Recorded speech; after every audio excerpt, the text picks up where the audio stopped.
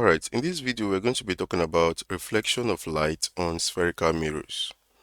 Now spherical mirrors are mirrors that have the shape of a cut out portion of a sphere.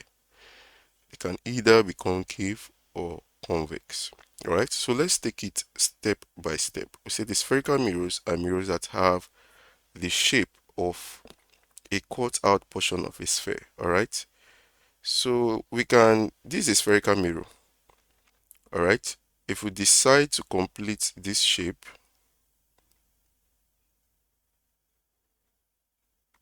we have a sphere. Alright, now this is a sphere. Cutting out this portion of the sphere gives us a spherical mirror. Alright, so this is the result. Okay, so spherical mirrors are mirrors that have the shape of a cut out portion of a sphere. Now they can either be concave or convex. A concave mirror is a mirror whose reflecting surface is located inwards. These are the rays of light approaching the mirror, and this inner part is the reflecting surface. This outer part here is the back of the mirror. So we have the back of the mirror. We use these lines to denote them. This is the inner part or the front of the mirror, and these are the rays of light approaching the mirror. So in a concave mirror, we have reflecting surface located inwards. So concave mirrors, as stated here, are mirrors whose reflecting surface are located inwards.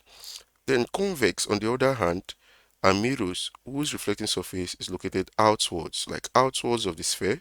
This is inwards of the sphere. Remember, the sphere completed it like this. So this is the inner part. Alright, now for convex, there are mirrors whose reflecting surface are located outwards. So this is the reflecting surface, and this is the back of the mirror. Alright, you can also call this reflecting surface the front of the mirror, and then these are the rays of light approaching the mirror. Alright, convex mirrors are mirrors whose reflecting surface are located outwards.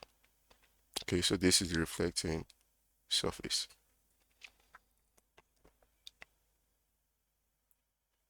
Now, we also have what we call parts of a spherical mirror. Parts of a spherical mirror. And number one here is what we call the aperture. The aperture is simply the width of the spherical mirror. Alright, this is the aperture. Okay, the aperture is the width of the spherical mirror. So this is also the aperture here. Alright, we also have what we call the center of curvature. The center of curvature is the center of the sphere of which the mirror forms a part. Remember, this is a spherical mirror. It was formed from a sphere. Alright, now the center of that sphere is what we call the center of curvature, as you can see here. Okay, whereas this is concave, reflecting surface is inward. You can see it here inside the sphere. This is convex, reflecting surface is outward, outside the sphere. Now, center of curvature, we said, is the center of the surface, is the center of the sphere of which the mirror forms a part. So this is the center of curvature. If you complete your sphere, alright, from the spherical mirror, the center of that sphere is what we call center of curvature. Now we also have what we call the pole. The pole is the center of the reflecting surface of the spherical mirror. This is our pole. Reflecting surface of the spherical mirror. The center or midpoint of it is known as the pole. Alright, we also have the principal axis. The principal axis is the line that runs through the pole and center of curvature of the spherical mirror. So this is the pole, this is the center of curvature. This straight line that runs through the both of them is what we call principal axis. A line that runs through the center of curvature and pole of the spherical mirror. Now we also have the radius of curvature. The radius of curvature is a distance from the center of curvature to the pole of the spherical mirror. Center of curvature, pole. The distance from center of curvature to the mirror is what we call radius of curvature. From center of curvature to the pole of the spherical mirror, this distance is what we call the radius of curvature. Can also be defined as the radius of the sphere of which the mirror forms a part. So this is the sphere. Don't forget, this is the center of the sphere, known as the center of curvature. The radius of this sphere is what we call radius of curvature. Now, other parts or properties associated with a spherical mirror is what we call the principal focus. All right, we also have the principal focus and the focal length. The principal focus is a point on the principal axis where incident rays of light parallel to the principal axis converge or appear to diverge from. All right, it is located midway between the pole and center of curvature of the spherical mirror. So let's say this is our center of curvature, this is our pole. All right, midway between center of curvature and pole is what we have here, the principal focus. Okay, we have the principal focus. The same thing here, center of curvature and pole. All right, midway you have the principal focus. All right, we said is a point on the principal axis. You can see it is on the principal axis where rays of light parallel. Okay, so we have parallel rays of light. Rays of light parallel to the principal axis converge. Okay, you have a ray. All right, rays of light parallel to the principal axis converge after reflection. Now, convergence is for concave mirror. That's why concave mirror is also called a converging mirror. Converging mirror. All right, we have convergence in concave mirror. Rays of light converge, okay, after reflection. So this is after reflection, after reflection, after reflection. See, they are all coming to a point. That's what convergence means.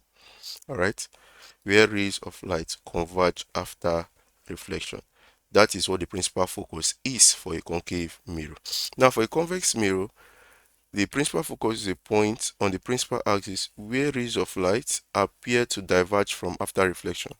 Now, divergence simply has to do with spreading out from a single point. Okay, yeah, spreading out.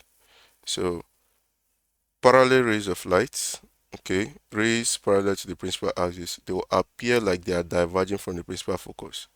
All right, so that's why we use broken lines here. They appear like they are diverging from the principal focus. So, convex mirror is a diverging mirror. Diverging mirror.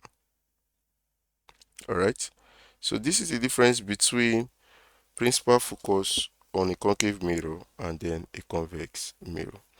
Now, focal length. The focal length is the distance from the pole of the spherical mirror to the principal focus. So we have the pole to the principal focus. This distance or this length is known as the focal length. All right, from the pole to the principal focus, this distance is known as the focal length. Now, it is also half the radius of curvature. All right, so we have from here to here being our radius of curvature. Half of it is known as the focal length. The same thing here, from here to here, center of curvature to the pole is known as radius of curvature. Half of it is known as the focal length. All right, so that's why we said focal length mathematically is equal to radius of curvature over 2. That is half of radius of curvature. This is a very, very important equation. Focal length equals half radius of curvature. Okay, if we make the radius of curvature subject to the formula here, we're going to have radius of curvature equals 2 times focal length. Now, the next thing we're going to be talking about is nature of images formed by spherical mirrors. Now, to understand the nature of images formed by spherical mirrors, we're going to be drawing using what we call ray diagrams. And then in ray diagrams, there are certain things you need to understand, the classes of rays. All right. Now, take note, 3 classes of rays determine the nature of images formed by spherical mirrors. 3 classes of rays determine the nature of images formed by spherical mirrors. Now, number 1, we have that rays that move parallel to the principal axis. All right. Rays that move parallel to the principal axis pass through the principal focus after reflection. This is a ray that is parallel to the principal axis. Don't forget what the principal axis is. A straight line that carries both center of curvature and principal focus. Alright, or runs through the center of curvature and pole of the spherical mirror. So any ray that is parallel to the principal axis, okay, will pass through the principal focus. This is for a converging mirror. For a diverging mirror, they will appear like they are coming from the principal focus. Alright, that's a convex mirror. So rays that move parallel to the principal axis. This is an incident ray parallel to the principal axis. Rays that move parallel to the principal axis pass through the principal focus after reflection. And then number two, rays that pass through the principal focus are reflected parallel to the principal axis. So this is a ray that passed through the principal focus. It is going to be reflected parallel to the principal axis. Don't forget the one that moves parallel reflects through the principal focus. This is our principal focus. Then the one that moves through the principal focus reflects parallel to the principal axis. And then number three, we have that rays that move through the center of curvature, alright, are reflected back along the same path or line. Any ray that moves through center of curvature is reflected along the same path or line. Now note, in determination of the nature of images formed by spherical mirrors, alright, very, very important. The image is formed where two, alright, or all these three classes of rays intersect or meet each other after reflection. That's how we can know the position of the image. Where these rays, alright, these classes of rays meet each other after reflection, that's where the image is formed. Now number two, images formed above the principal axis are always upright, okay, or erect. This is what an upright image looks like, okay. Usually represents the image with an arrow, okay, and when we draw the arrow, if the top of the arrow is up, we say it's an upright image, okay. An upright image is simply an arrow that has its top to be upwards, okay. This is the head of the arrow. When we have the head of the arrow to be up, it's upright. If we have the head of the arrow to be down, it's inverted. Okay, so this is inverted, whereas this is upright, also known as erect. So any image that is formed above the principal axis are always what? Upright. Images formed above the principal axis are always upright. Okay, so these are principal axis. Any image we have above it, any image that is formed above it is upright. And then images formed below the principal axis are always inverted. If we have an image formed below the principal axis, that's the classes of rays, okay, intersect below the principal axis. If you have a case like that, the image that will be formed at that point is inverted. Now, nature of images formed by concave mirrors. Okay, nature of images formed by concave mirrors. Now, in concave mirror, you need to understand something, and that is the different object positions give rise to different nature of image. So the nature of image formed by a concave mirror is dependent on the object's position. Different object position gives rise to different nature of image. So that's why on this diagram here we have position of objects. This is the ray diagram, position of image, and then nature of image. All right. So now, if the object is at infinity, this is what the ray diagram looks like. Don't forget, rays parallel to the principal axis move through the principal focus. Rays parallel to the principal axis move through the principal focus. Okay, so where would the image be formed? This is where the rays intersect after reflection. Okay, we are using our understanding of ray diagrams to get the position of the image. Rays parallel move through principal focus. Rays parallel move through principal focus. Image is formed where they intersect, which is the principal focus. So now, position of the image, we said at the principal focus or in the focal plane. That's the position of the image. What can we say about the nature of image? The image is real, inverted, extremely diminished in size. Okay, real, inverted, and extremely diminished in size. Now, this is a very unique case in the sense that object position at infinity. The position of an object in infinity is actually something that we don't know where infinity is. It simply means unending. All right. So to have an object there, in reality, we can just say this is just an assumption here. All right. Real, inverted, and extremely diminished. Now, number two, objects beyond the center of curvature. This is our center of curvature. When the object is beyond the center of curvature, how do we know the nature of image? We still use our ray diagrams. All right. Our classes of rays. Rays parallel to the principal axis move through principal focus. Rays that move through the principal focus reflect parallel to the principal axis. Where would the image be formed? Where the rays intersect, which is here. This is where they intersect. So what can we say about this nature of image? Where is it located? You can see it's located between the center of curvature and the principal focus. So say between the principal focus and the center of curvature. That is where the image is formed. Okay. So what can we say again about the nature of image? The image is real. All right. You can see it is formed below the principal axis. So it says inverted. Any image formed below principal axis is inverted. Now look at the size of the image. Is it bigger or smaller than the object? You see that it's smaller than the object, so it says diminished. All right. We have real, inverted, and diminished. Now when we say real, a real image is simply an image that is formed in front of the mirror. This is a case where we have a real image. Remember, this is the reflecting surface. So this part is the front of the mirror. Any image formed in front of a mirror, we call it a real image. Alright, so that's why we say this image is real. And then the next one here, object at the center of curvature. Object at the center of curvature. Don't forget, we're talking about concave mirrors. Different object position give rise to different nature of image. So object at the center of curvature. How do we know the position and the nature of image? All right, we use the same concept again. Rays parallel to the principal axis move through the principal focus after reflection. All right, rays that move through the principal focus will reflect parallel to the principal axis. So where would the image be formed?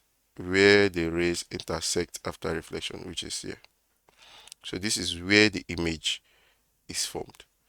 Okay, so this is where they intersect after a reflection. So what can we say about the position? You can see that the image is at the center of curvature. When the object is at the center of curvature, image is at the center of curvature.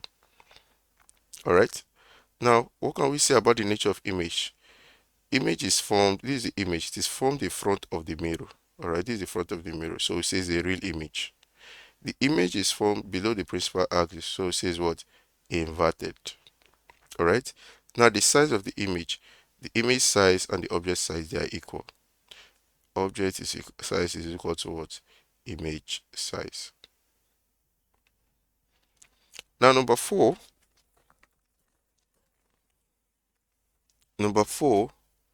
when the object is between center of curvature and principal focus. So basically we are just looking at different positions at infinity, beyond center of curvature, at center of curvature, between center of curvature and principal focus, which is here, at principal focus, and then between the principal focus and the mirror.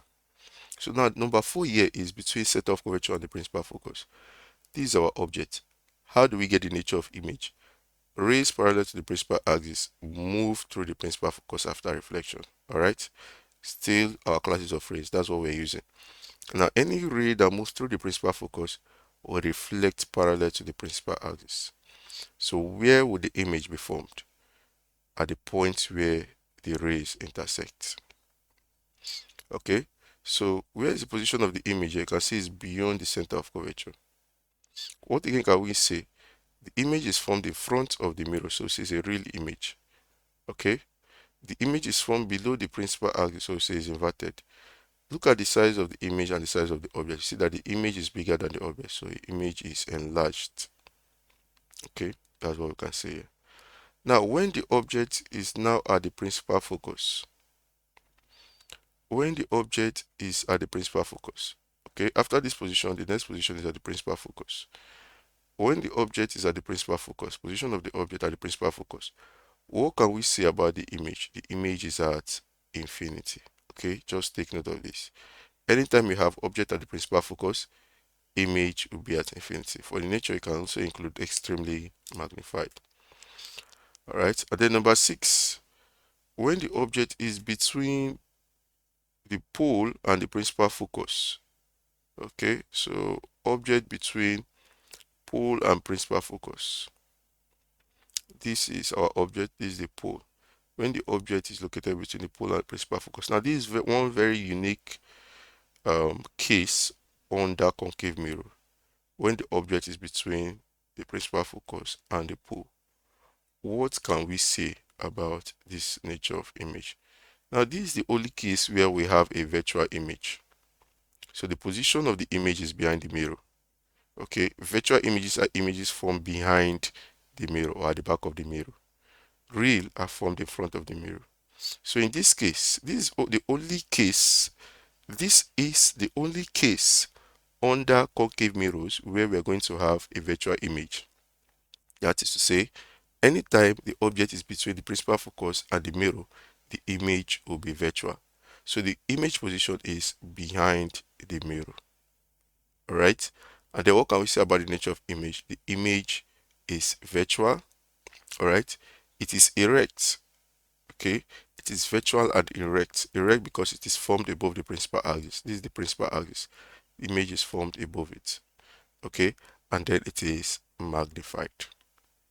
Okay, so now I'm going to show you a shortcut trick to memorizing the nature of image formed by concave mirrors. Okay, to memorizing the nature of image formed by concave mirrors. Now for the image position, all you just need to do is write 1 2 3 4 5. All right, this 6 is very unique. I'm going to tell you about it later, but just write 1 2 3 4 5.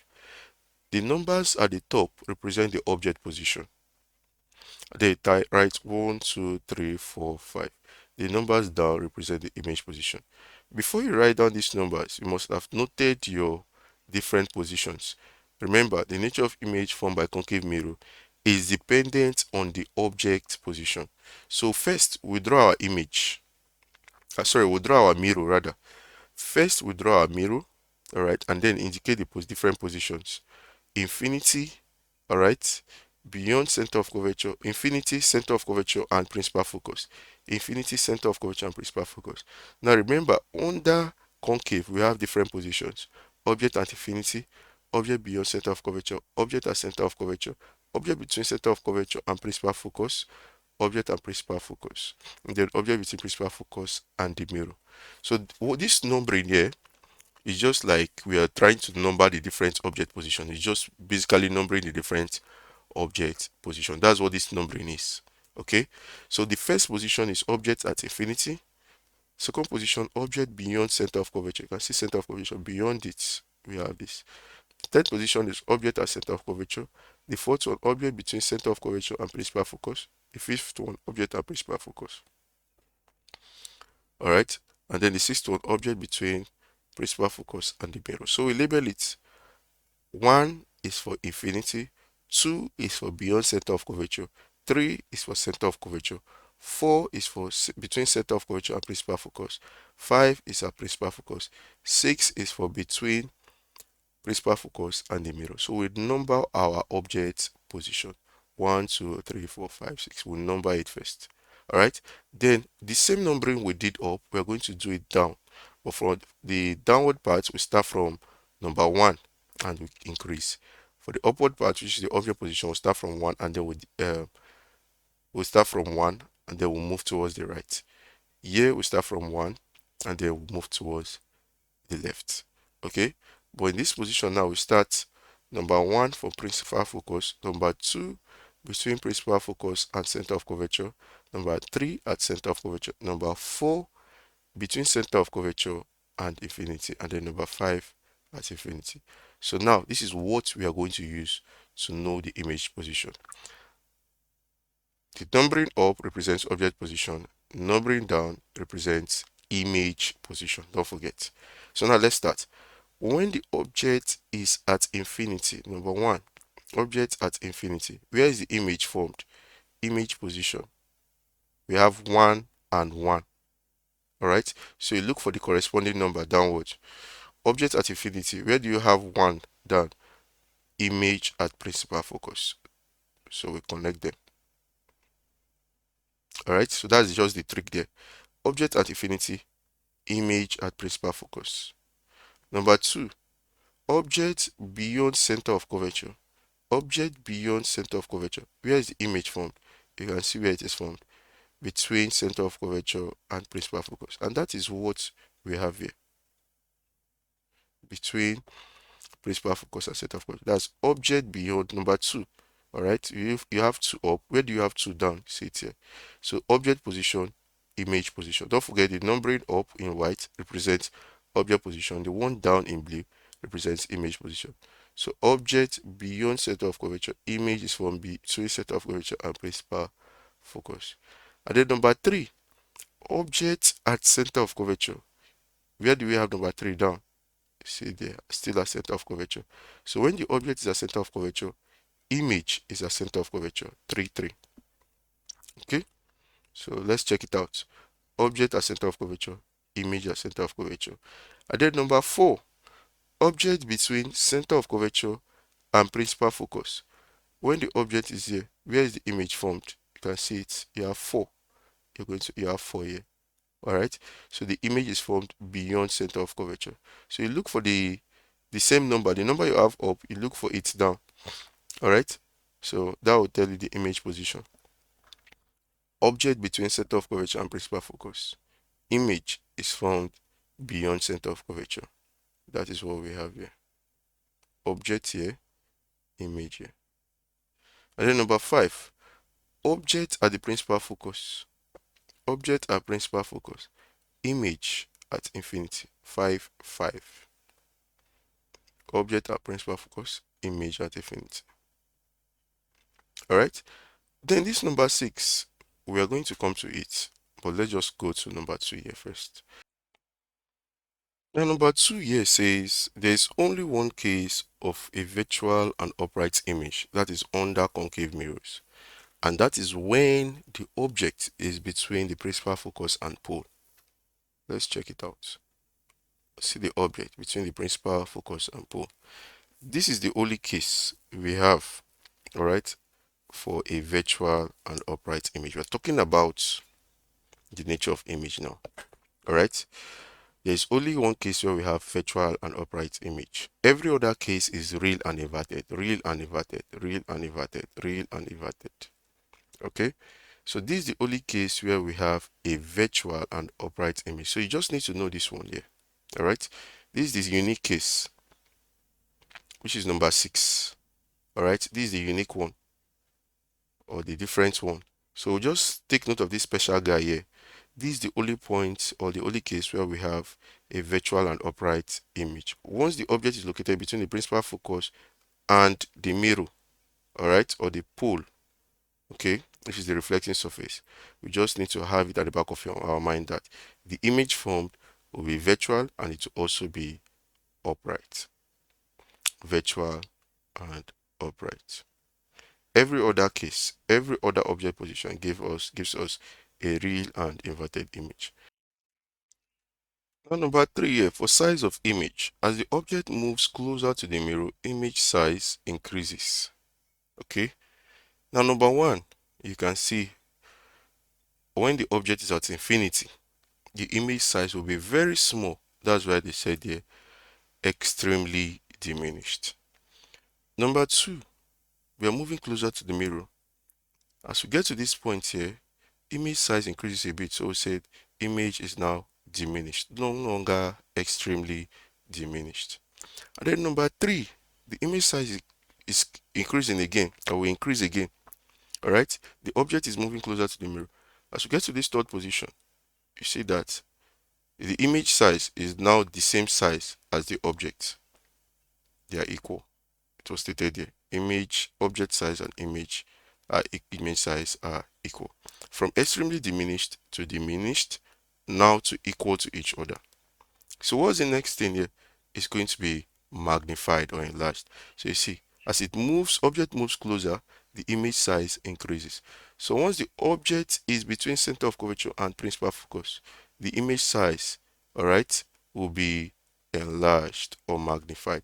So that's why here it's stated. Let's look at what we have here: real, inverted, and bigger than object.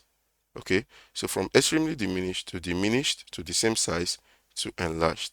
Now for object at principal focus, we have the image size to be extremely enlarged. So as the object moves closer to the mirror, image size increases. From extremely diminished to the same size to enlarged to extremely enlarged. Now, number 6 case, remember, is a very unique case.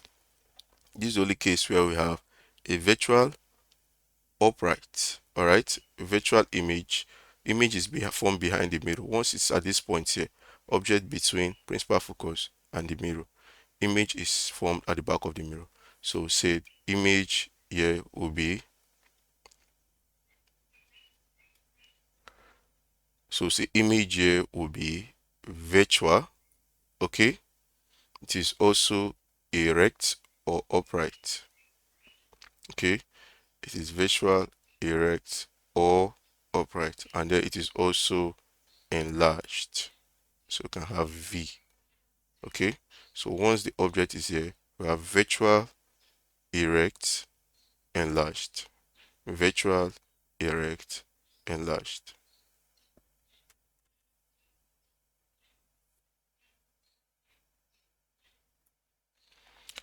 Now, when we have a convex mirror, what will be the nature of image? Now, for convex mirrors, irrespective of the object position, the nature of image is always the same, and that is VED. Okay, you just need to remember VED. And what's the nature of image? Virtual, erect, all right, and diminished. That's to say the image is now going to be smaller. All right, so this is how the virtual image is formed. We have our objects, okay, then we have rays parallel to the principal axis will appear like they are coming from the principal focus. All right, remember this is a diverging mirror, convex mirror. Okay, so it's not going to converge, it's going to appear like it is diverging from here. And then don't forget, rays that move through the optical center of curvature. All right, these are center of curvature. Rays that move through the center of curvature will remain on the same path or reflect through the same path. So this is where they intersect. So this is where our image is formed. So what can we say about this image? Don't forget, this is the front of the mirror for convex. Reflecting surface is located outwards. Okay, and then this is the back of the mirror. So we have the image formed there. So what can we say about this image? Since it's formed at the back of the mirror, we say it is virtual. All right, virtual. It is formed above the principal axis. We say it is erect. We say the image is erect. And then you can see the image size is smaller than the object. So say is diminished. Okay. So for a convex mirror, just remember VED. Alright, convex mirror, which is a diverging mirror, just remember VED, virtual, erect, and diminished. Now, applications of spherical mirrors. Now, concave mirrors are used as shaving mirrors. Okay, they are also used as reflectors in reflecting telescopes. Okay, reflectors in reflecting telescopes. Now, convex mirrors are also used as driving mirrors. Concave shaving mirrors, convex driving mirrors. Okay, they are used as driving mirrors because they provide a wider field of view. So these are just some of the very common applications of spherical mirrors.